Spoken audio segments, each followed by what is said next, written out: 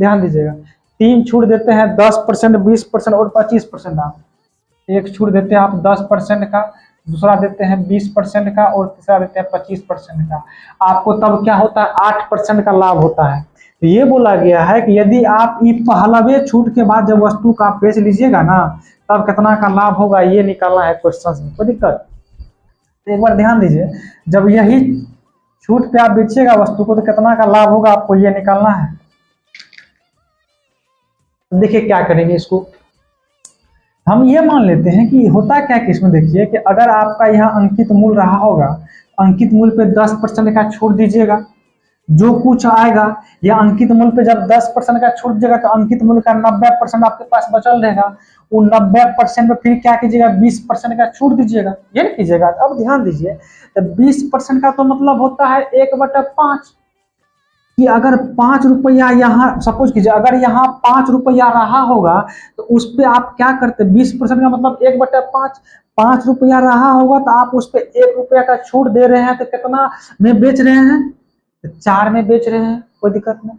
उसी तरीका से अगर 25% का मतलब होता है 1/4 में, 4 पे यदि आप 1 रुपया का छूट देते हैं, डिस्काउंट देते हैं, तो बेचते कितना में, 3 रुपया में ना। तो 4 रुपया यदि रहा होगा यहाँ पे, उस पर 3 रुपया का आप क्या करते हैं, 3 रुपया में बेचते हैं, 1 रुपया का छूट देते हैं। तो ध्यान दीजिएगा, अगर ये 4 से ये 4 खत्म, यहाँ क्या बचेगा, तो 3/5 बचेगा, कोई दिक्कत नहीं। कहने का मतलब है अगर यहाँ 5 रुपया रहा होगा तो आप उसको क्या करते हैं, 3 रुपया में बेचते हैं, कोई दिक्कत नहीं यहाँ तक। लेकिन बेच रहे हैं आप कितना पे, 8% का लाभ पे। इसका मतलब आपको क्या आ रहा है, क्रय मूल्य का 108% आ रहा है, कोई दिक्कत। ये ध्यान दीजिए, इसका ये कितना गुना आपका हो रहा है, तो कहिएगा 36 गुना हो रहा है।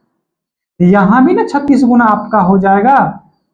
जब गुना 36 कीजिएगा तो 180, ये 180 क्या था, 180 यहाँ रहा होगा, तब ना इसे 20 का छूट देते हैं, फिर 25 का छूट देते हैं, तो 108 आपको प्राप्त होता है, यानी 8% का लाभ।